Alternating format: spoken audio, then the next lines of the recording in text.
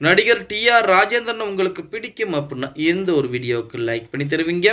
ராஜேந்தர் என்று சொன்னாலே அனைவருக்கும் முதலில் நினைவுக்கு வருவது அவரின் தாடியும், தெரிப்பேச்சும், டைமிங் பஞ்சும், அடுக்குமொழி வசனங்களும் தான் அப்படின்னு சொல்லலாம். இன்றைய தலைமுறையினர் கூட டி.ஆர். ராஜேந்தர் என்றால் நடிகர் சிம்புவின் தந்தை என்றும், செய்தியாளர் சந்திப்பில், சினிமா நிகழ்ச்சிகளில் பஞ்ச் டயலாக், ரைமிங் டைம் பஞ்சு பேசி அரங்கத்தையே அரங்க வைக்கக்கூடிய ஒரு நபர் அப்படிங்கிற மாதிரி தான் ஞாபகம் வச்சுக்கிட்டு. ஆனால் 90களில் பல வெற்றி படங்களை கொடுத்து முன்னணி இயக்குநர்களில் ஒருவராக தமிழ் சினிமாவிலே வலம் வந்தவர் தான் இந்த டி.ஆர். ராஜேந்தர். நடிகர், பாடகர், இயக்குனர், இசையமைப்பாளர், பாடலாசிரியர் என பன்முக திறமையுடன் திரையுலகிலே மாஸ் காட்டி வந்தவர் தான் டி.ஆர். ராஜேந்தர். அவர் இயக்கி நடிக்கும் படங்களில் ஹீரோயினை தொடாமல் நடிக்கும் பாலிசியை கொண்டவர் இந்த டி. ராஜேந்தர். அதாவது அவரது படங்களில் ஆபாசமும் இருக்காது என்பதால் குடும்பத்துடன் இவரது படத்திற்கு ரசிகர்கள் குவிவது ஒரு வழக்கமாகத்தான் அந்த காலத்திலே அந்த காலகட்டங்களில் ஹீரோ என்றால் இப்படித்தான் இருக்க வேண்டும், இப்படி உடல்வாகு, இப்படி கலர், இப்படி ஹேர் ஸ்டைல் பல வரையறை இருந்தது. ஆனால் அந்த கட்டமைப்புகளை எல்லாம் உடைத்தெறிந்தவர் தான் இந்த டி.ஆர். ராஜேந்தர்.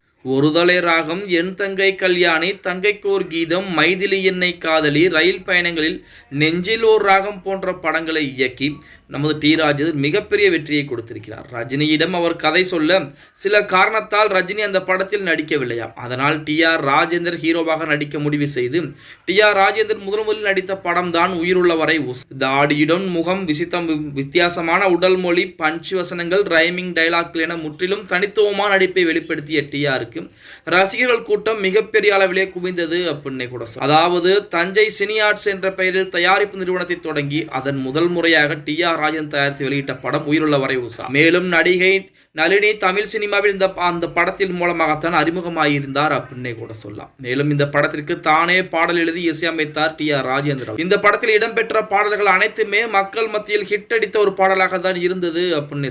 இந்த படம் வெளியாகி வெள்ளி விழா கொண்டாடியதோடு டி.ஆர். ராஜேந்தருடைய கெரியரில் முக்கியமான ஒரு படமாகத்தான் இருந்தது. படம் வெளியாவதில் பல்வேறு சிரமங்கள் ஏற்பட்ட போதிலும் படம் வெளியாகி சூப்பர் ஹிட் அடித்து வசூல் வேட்டை நடத்தியது அப்படின்னு தான். மேலும் இந்த படம் தெலுங்கு மொழியில் டப்பிங் செய்யப்பட்டு அங்கும் ஒரு ஹிட் கொடுத்திருக்கிறது.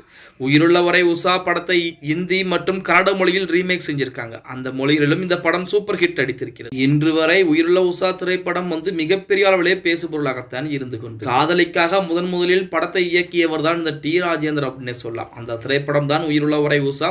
அந்த திரைப்படத்தில் தான் டி. ராஜேந்தர் ஹீரோவாகவும் நடிக்க ஆரம்பித்திருக்கிறார். ஓகே गाइस, வீடியோ பிடிச்சிருந்தா மறக்காம ஒரு லைக் பண்ணி